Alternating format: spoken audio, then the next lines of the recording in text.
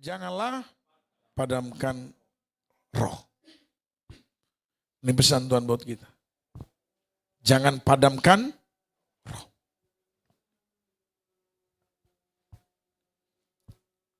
Keadaan memang tidak mudah.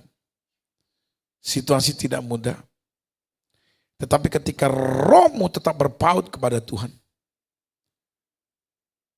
itulah cara yang terbaik saudara memperoleh kekuatan dalam kesulitanmu. Sehingga saudara tidak hanya bertahan dalam kekuatan, tapi saudara bisa berjalan dalam kekuatan Tuhan. Amin. Dalam kesulitan. Bapak Ibu Saudaraku, yang membuat bangsa Israel kuat keluar dari Mesir menuju tanah Kanan, itu karena ada roh Tuhan yang menyertai mereka. Sekalipun mereka bersungut-sungut, sekalipun mereka berontak sama Tuhan, sekalipun mereka tidak puas dengan cara Tuhan, sekalipun mereka mengeluh dengan cara Tuhan, tetapi di antara mereka ada orang yang penuh dengan Roh Kudus, dan Roh Kudus menuntun mereka. Itu yang memampukan mereka sehingga mereka bisa melewati padang gurun, bahkan laut Tiberau sekalipun. Kuasa Tuhan bekerja ketika rohmu menyala-nyala. Amin. Jadi pesan Tuhan hari ini dalam kesulitanmu, kesukaranmu, jangan padamkan rohmu. Amin. Jangan padamkan rohmu. Jangan. Ya. Sekalipun dunia sedang goncang, segala sesuatu sedang tergoncangkan, namun orang benar tidak boleh padam rohnya. Gak boleh padam. Terus menyala-nyala dan layani Tuhan dengan sukacita. Amin. Contoh orang yang rohnya tidak padam dalam kesulitan. Lihat Habakuk 3 ayat 17 sampai 19.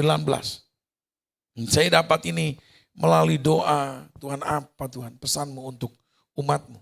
Jangan padamkan roh. Jangan padamkan roh. Sebab yang membedakan orang benar dan tidak itu dipimpin Roh Kudus. Itu beda. Jadi Tuhan sedang membuat perbedaan hari-hari ini. Ya. Bapak Ibu Saudara yang kasih Tuhan, terkadang dalam kondisi ekonominya baik, semuanya ngomong firman Tuhan. Tapi begitu dalam kesulitan, firman Tuhan bisa lupa. Ya, bisa lupa semua. Dan pakai cara dunia yang terjadi. Ya, coba lihat Habakuk 3 ayat 17 sampai 19. Ini contoh orang yang dipimpin Roh Kudus. Baca 1, 2, 3. Sekalipun pohon ara tidak berbunga, pohon anggur tidak berbuah. Hasil pohon zaitun mengecewakan, sekalipun ladang-ladang tidak menghasilkan bahan-bahan makanan. Kambing domba terhalau dari kurungan, dan tidak ada lembu sapi dalam kandang. Namun aku akan bersorak-sorai di dalam Tuhan. Katakan bersorak-sorai. Katakan beria-ria. Di dalam Allah yang menyelamatkan. Katakan Allah yang menyelamatkan aku. Allah Tuhanku itulah kekuatanku. Katakan kekuatanku. Yang membuat kakiku seperti kaki rusa. Ia membiarkan aku berjejak di bukit-bukitku. Ini contoh orang yang hidup dalam roh. 17 tadi Kak Deborah lihat. Ayat 17. Ini contoh. Mari kita contoh Nabi Habakuk. Amin. Contoh. Sekalipun pohon ara tidak berbunga. Jangankan berbuah. Berbunga. Bapak Ibu kalau saudara tanam pohon mangga, dia berbunga aja saudara senang. Betul nggak? Padahal baru berbunga. Belum tentu bunga jadi buah. Ya kan? Bisa saja karena ketiup angin, hujan lebat turun, membuat bunga-bunga mangga itu pada rontok semuanya. Bisa jadi. Tapi Alkitab berkata, sekalipun pohon ara tidak berbunga. Bapak Ibu Saudaraku, kenapa Tuhan itu pakai perumpamaan ini? Habakuk menggunakan pohon ara tidak berbunga. Karena begini, kenyataannya pohon ara itu tidak mungkin tidak berbunga. Amin. Dia pasti selalu berbunga. Namun orang yang penuh Roh Kudus, perhatikan bedanya. Orang yang penuh Roh Kudus dan tidak dipenuhi Roh Kudus, respon mereka terhadap sebuah persoalan itu berbeda. Orang yang penuh Roh Kudus, dia bilang begini, sekalipun pohon ara tidak berbunga, pohon anggur tidak berbuah. Mungkin apa yang kau kerjakan hari-hari ini, hasilnya belum memuaskan. Mungkin hasilnya tidak seperti apa yang saudara harapkan. Semua itu bisa terjadi, asalkan rohmu tetap berpaut kepada Tuhan. Maka roh yang daripada Tuhan itu yang akan menolong saudara.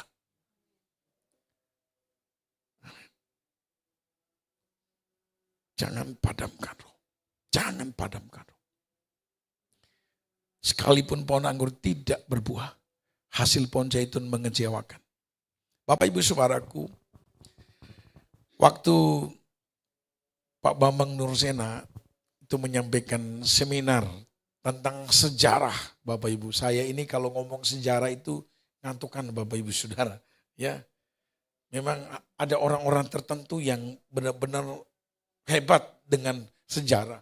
Dan ketika membahas sejarah itu senang. Nah, saya orang yang tidak terlalu senang dengar sejarah. Ya, nah Bapak Ibu, cuman ada ucapan yang membanggakan saya tentang pohon ara. Bapak Ibu tahu, pohon ara itu adanya selain di Israel, itu adanya di daerah saya, Pak. Itu adanya di daerah, ada 2 pohon kayu yang ada di Israel dan adanya di Indonesia. Dan Indonesia itu adanya di Indonesia Timur. Ada pohon apa lagi satu gitulah. Itu pohon apa ya waktu itu? Kau Hendy tahu ya pohon apa waktu itu ya? Hah? Sanobar ada lagi satu. Dan adanya itu di Israel dan Indonesia Timur. Dan yang kedua itu pohon ara. Bapak Ibu, pohon ara itu pohon yang tidak pernah berhenti berbunga dan tidak pernah berhenti berbuah. Dia nggak kenal musim. Sebenarnya itu gambaran buat kita sebagai anak Tuhan. Anak Tuhan tuh jadi berkat itu jangan tunggu musim. Harus selalu menjadi berkat. Harus selalu berbuah. Jadi orang Kristen itu harus selalu berbunga, harus selalu berbuah dia. Itu kodratnya kita. Jangan sampai waktu diberkati baru rajin beribadah. Rajin.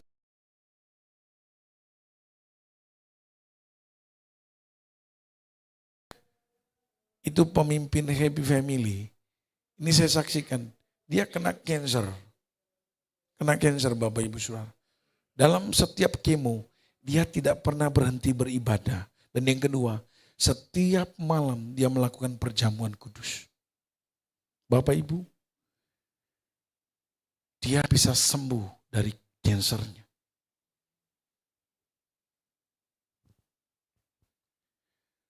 Dia punya alasan untuk tidak beribadah. Dia punya alasan untuk dikasihani. Dia punya alasan untuk tidur aja di rumah.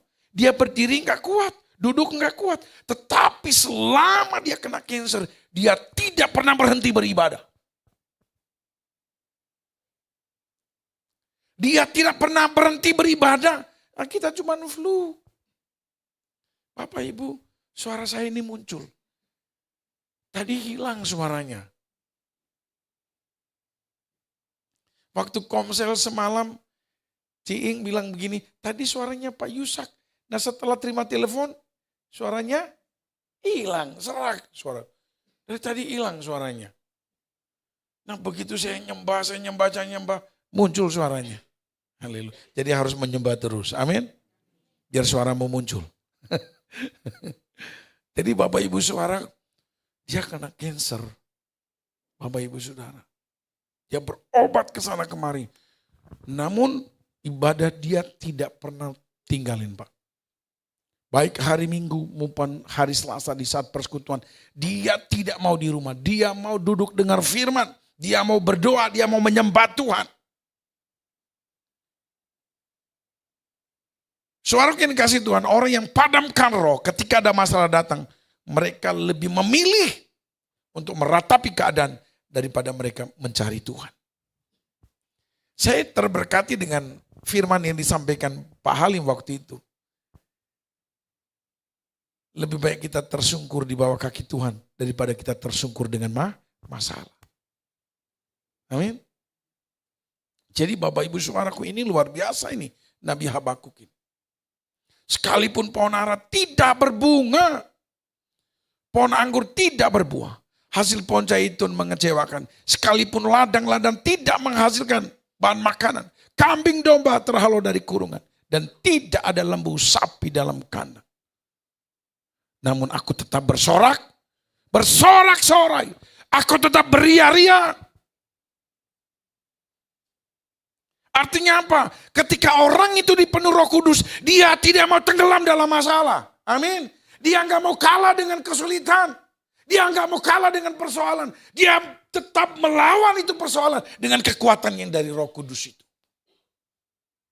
Jadi ini yang harus saudara pegang. Pulang ke rumah, perkatakan ayat ini. Menjadi tindakan iman saudara. Perkataan profetik saudara. Ini luar biasa Bapak Ibu Saudara.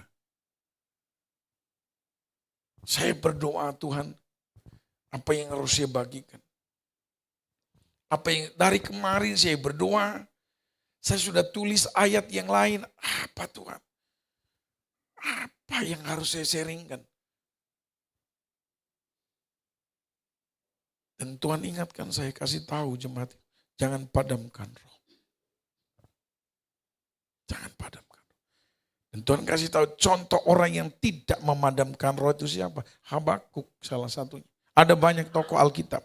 Namun salah satu yang Tuhan ingatkan yaitu Nabi Habakuk ini. Mungkin ini menggambarkan keadaan kita hari-hari ini.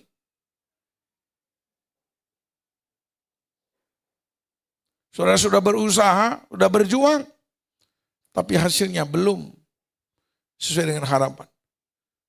Rohmu jangan menjadi lemah. Amin. Imanmu jangan menjadi lemah. Jangan padamkan rohmu dalam situasi seperti itu. Bangun, aktivasi rohmu agar tetap kuat. Karena saudara tidak sendirian. Ada seorang nabi yang sudah lebih dulu mengalami kesulitan daripada saudara. Amin. Daripada kita. Bapak Ibu, beberapa hari yang lalu kita ada ibadah hamba Tuhan di sebuah tempat. Ada salah satu hamba Tuhan bersaksi, jemaat-jemaatnya sedang mengeluh dengan keadaan, dengan kondisi ekonomi, pekerjaan, penghasilan. Dia cerita bahwa sebelum corona datang, kolektan mereka, persepuluhan mereka itu sangat bagus. Tapi mulai dari corona sampai sekarang, keuangan jemaat itu sangat memprihatinkan. Dan itu berdampak kepada keuangan gereja. Banyak program-program gereja yang tidak terlaksana dengan baik karena tidak ada dana. Bapak Ibu Saudara, mari kita menggunakan cara Tuhan. Amin. Oke, lebih baik kita banyak berdoa. Jangan cari dana untuk acara, cari hadirat Tuhan aja. Amin. Oke, jangan banyak buat agenda dan cari uang, kita cari hadirat Tuhan aja. Di dalam kesulitanmu, cari hadirat Tuhan. Supaya rohmu tetap menyala-nyala. Nah Bapak Ibu, Tuhan ingatkan kenapa gak boleh padamkan roh? Supaya kita terus terkonek dengan Tuhan. Ibaratnya begini Bapak Ibu Saudaraku. Kalau Bapak Ibu punya HP saudara, baterainya tetap on, bagus, maka itu sangat mudah menerima telepon dari mana saja. Karena baterainya on, HP saudara dalam kondisi nyala. Tapi kalau baterai saudara mati, ya orang telepon yang paling dekat sekalipun nggak mungkin masuk. Nggak bisa connect. Karena baterai HP saudara mati. Jadi penting sekali buat kita hari-hari ini gereja Tuhan, anak-anak Tuhan dalam kesulitanmu untuk terus terkonek dengan Tuhan. Jangan padamkan rohmu. Yang memadamkan rohmu yang pertama dosamu, yang kedua kesulitanmu. Kesulitan bisa memicu orang untuk bangkit dan mencari Tuhan. Dan kemungkinan yang kedua, dia meninggalkan Tuhan. Amin. Dia meninggalkan persekutuan dengan Tuhan. Dia meninggalkan doanya. Lalu dia berkata-kata dengan Tuhan begini, Tuhan, saya berdoa dan tidak berdoa sama saja. Malah orang yang tidak berdoa diberkati. Lalu kita membanding-bandingkan. Nah itu ciri orang yang rohnya padam. Dia hanya mengukur kebaikan Tuhan dengan berkat. Berkat perlu, berkat penting. Tapi jangan mengukur kebaikan Tuhan dan kuasa Tuhan hanya dengan berkat. Bisa saja kesulitanmu hari ini untuk melatihmu agar karaktermu baik. Sehingga ketika saudara diberkati tidak sombong. Amin. Gak sombong. Karena semua itu dititip Tuhan. Dipercayakan Tuhan. Untuk kita kelola dengan baik. Cuman satu pesan Tuhan. Dalam kesulitanmu jangan padamkan roh. Waktu diberkati Tuhan terus menjaga rohmu. Amin. Jaga. Contoh ini. Ayat 18 tadi Kak Deborah. 18. Namun aku akan bersorak-sorak. Jadi dia mengambil keputusan ini. Dalam kesulitan yang tidak mudah. Dia nggak tahu kapan mujizat itu datang. Dia tidak tahu kapan berkat itu datang. Dia tidak tahu kapan pergumulan yang mendapat jawaban. Dia nggak tahu. Habakuk tidak tahu. Namun yang dia lakukan, yang dia tidak tahu, dia nggak perlu pikirkan. Yang perlu dia lakukan adalah dia bangun hatinya. Amin. Dia bangun rohnya. Dia bangun persekutuannya dengan Tuhan. Saudara nggak usah ngatur Tuhan. Ngatur hatimu sendiri. Ya. Namun aku akan bersorak-sorak di dalam Tuhan. Beria-ria di dalam Allah yang menyelamatkan aku. Amin. Jadi Bapak Ibu Saudaraku, ini ciri orang yang memiliki roh yang hidup. Ini cirinya.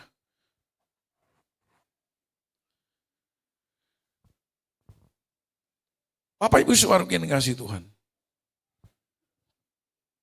Semua apa yang terjadi hari ini, itu tentu karena ada yang memulainya. Amin.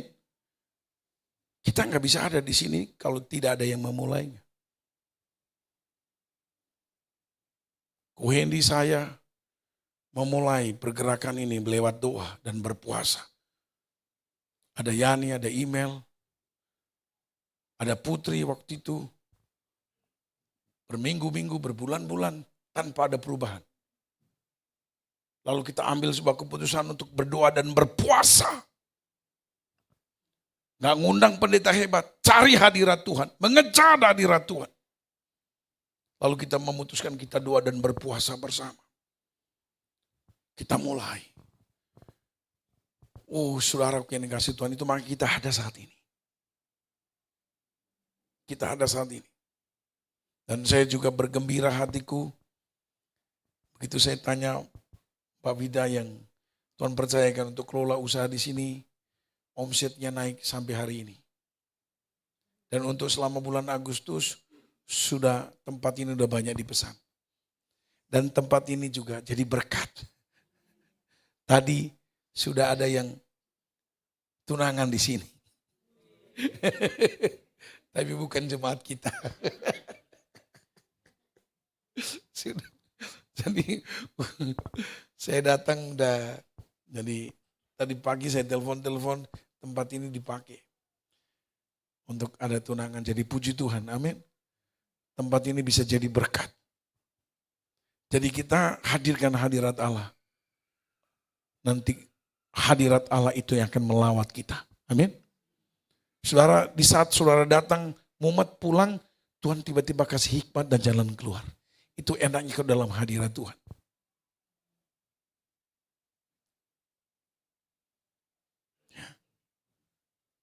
Jadi hari-hari ini Tuhan sedang menguji kita. Membuat sebuah perbedaan. Orang yang dituntun Roh Kudus atau tidak. Itu makanya ibadah kita harus ibadah yang hidup. Saya ingat perkataan Pak Andinonya, harus gereja itu harus ada rohnya. Amin. Harus ada nyawanya. Ya, Bapak Ibu Saudara,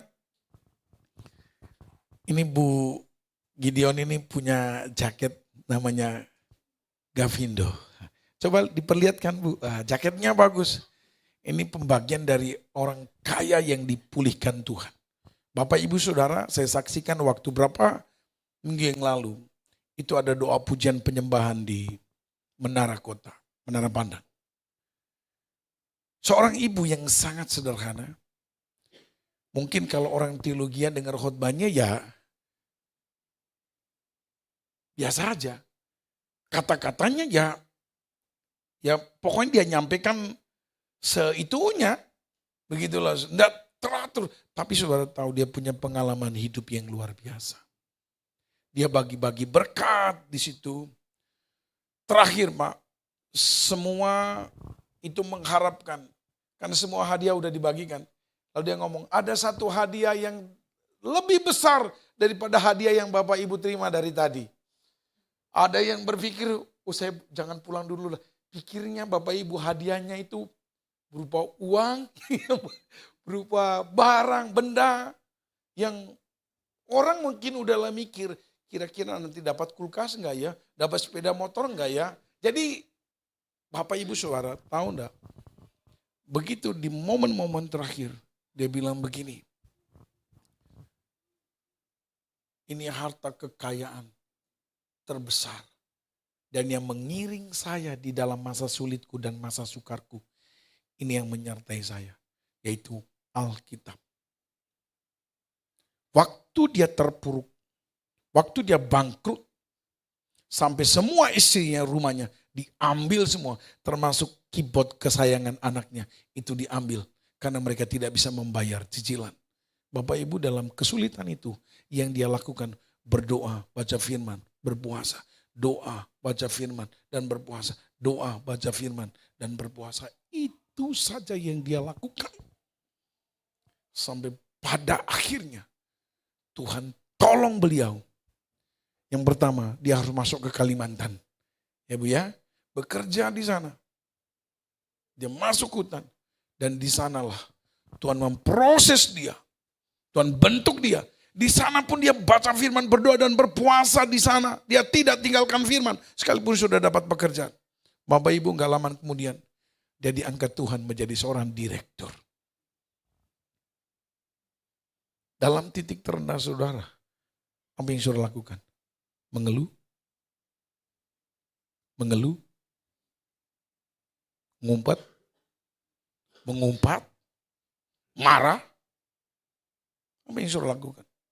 Kecewa, mencari kambing hitam, atau saudara duduk, cari Tuhan, baca petunjuknya melalui firman, dan dengar-dengaran dengan Roh Kudus. Saya ingat apa yang kita lakukan bersama Kohen di waktu itu, Ci Yuli. Bagaimana kita berdoa. Saya merendahkan diri. Ketika dia berkata, ayo Pak Ishak kita berdoa dan berpuasa yuk. Ya ayo. Kita doa. Sungguh-sungguh berdoa dan berpuasa. Sungguh-sungguh. Apa yang saudara lihat hari ini? Itu kan ada yang memulainya. Amin. Jangan padamkan roh. Tutup mata saudara. Hari ini perkatakan kepada dirimu, saya tidak boleh memadamkan rohku.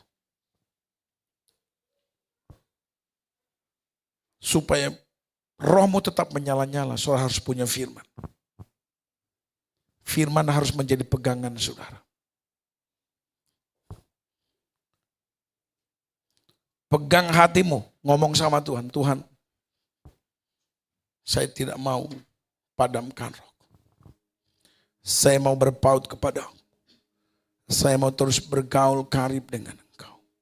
Semua kita berjanji sama Tuhan. Buat perjanjian dengan Tuhan. Ketika saudara terlena, lengah, lupa, Roh Kudus itu akan mengingatkan saudara janjimu hari ini. Kira basyata karalaba. Kira maralaba syata. Kira basyata karalaba. Kena maralaba syata. Ora ba patakara laba syata.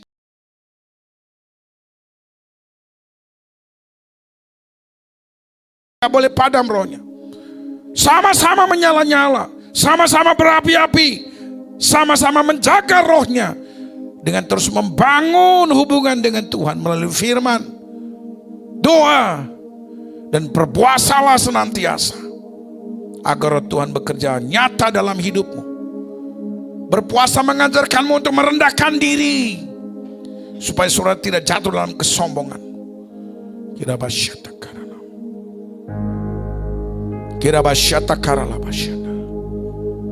Semua berkata-kata dengan Tuhan. Jangan hanya yang merasa dirinya kuat. Iblis seringkali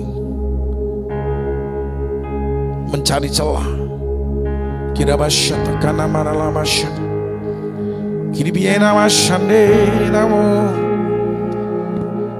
Yesus, Yesus Tuhan, Kau baik. Kuasa-Mu nyata di hidupku. Haleluya.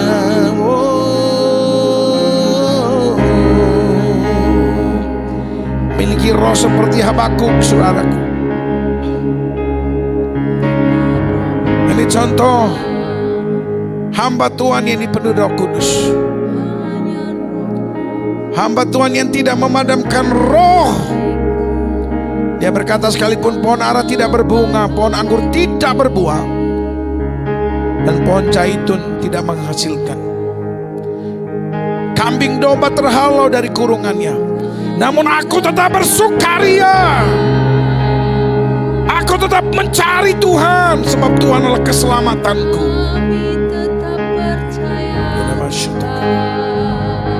Mari bangkit berdiri bersama-sama. Bangkit berdiri bersama-sama. Angkat kedua tanganmu. Tanda kita berserah kepada Tuhan, Sang Pemilik kehidupan.